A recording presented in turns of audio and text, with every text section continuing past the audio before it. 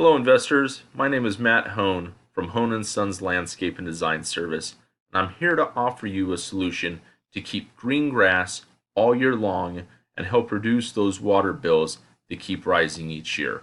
What is this, you might ask? Artificial turf.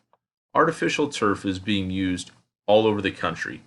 Did you know that it's in 17 of the 31 NFL stadiums are using artificial turf?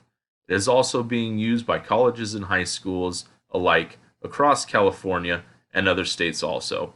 Schools and homeowners alike are no longer putting in natural grass. They are putting in artificial turf. How much does it cost, you might ask? Depending on the grade of turf that you buy, it varies from $1.50 to $3.50 a square foot.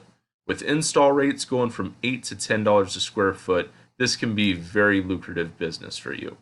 There are companies out there that ship turf from overseas, but ours is made right here in the USA and has Green Lead certified points for construction projects.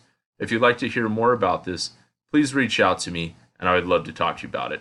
Thank you.